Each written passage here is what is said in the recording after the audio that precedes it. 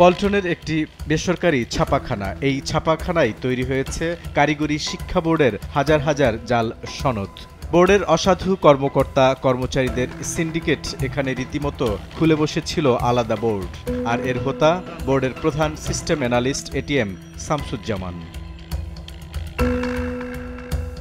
চক্রটি সনদ তৈরির ব্যাপার কোথায় পেল সেই তদন্তে নেমে রাজধানীর খিলগাঁও থেকে কামরুল হাসান আবেদ নামে একজনকে গ্রেফতার করে পুলিশ। তার ভাড়া বাসায় অভিযান চালিয়ে উদ্ধার করা হয়েছে কারিগরি শিক্ষা বোর্ডের মার্কশিট ও সনদের ফাঁকা কাগজ।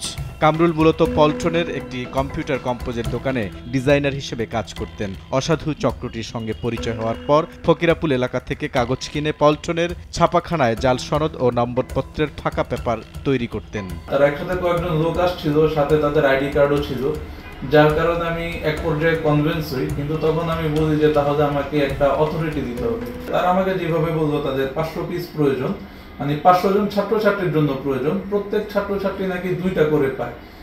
তো সেই হিসাব করলে আমি 500 প্লাস 500 1000 পিস করে দিই, যেটা দিয়ে তারা 500 জন ছাত্রছাত্রীকে হ্যান্ডেল করতে পারবে বা 500 জন ছাত্রছাত্রীকে দিতে পারবে।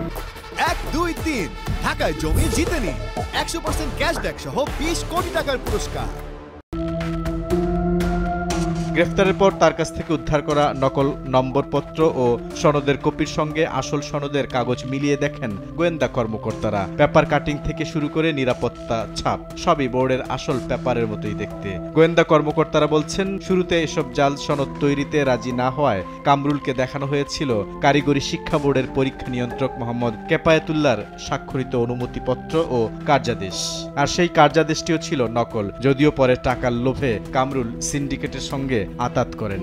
যেই জায়গা থেকে এই সুন্দর করে স্ক্যানিং করে ফটোশপ করে জল ছাপ দিয়ে এই সার্টিফিকেটগুলোর এবং মার্কশিটগুলো বানানোর সফট কপিটা তৈরি করা হতো, সেটা হলো খিলগাঁও এলাকাতে। এবং সেই সফট কপিগুলো দিয়ে ফকিরাপুল থেকে বিশেষ ধরনের কাগজ কিনে কেটে ওই সাইজ বানিয়ে সেগুলোকে ছাপানো হতো পুরানো পল্টনের একটা অত্যাধুনিক মেশিনের মধ্য দিয়ে।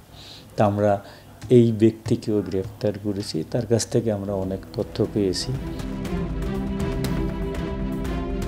পুলিশ বলছে, বিজি প্রেস বা সিকিউরিটি প্রিন্টিং প্রেসে সব সনদ তৈরির কথা থাকলেও চক্রটি বেছে নিয়েছিল রাজধানীর পল্টনের ছাপাখানাটি। এর সঙ্গে যাদের নাম আসবে তাদের সবাইকে নিয়ে আসা হবে আইনের আওতায়। 1, 2, 3 ঢাকায় জমি জিতে নিন 100% ক্যাশব্যাক সহ 20 কোটি টাকার পুরস্কার। আমরা ভেরিফাই করছি, তদন্ত করছি। আমরা মনে করি অন্যায়ভাবে কাউকে আমরা কেউ শাস্তি পাক, এটা আমার দ্বারা হবে না। আমরা আমার যে অফিসাররা আছে তাদেরকে আমরা বলে দিয়েছি যে তারা যেন সুস্পষ্টভাবে তদন্তটা করে, এবং যাদের নাম আসবে তারা যত বড় রাঘব বলো কাদের ছাড় দেওয়া হবে না। শুধু কারিগরি শিক্ষা বোর্ডের নয়, গোয়েন্দারা বলছেন অন্যান্য সাধারণ বোর্ডের সনদও জালিয়াতি হচ্ছে। বুলবুল রেজা, সময় সংবাদ, ঢাকা।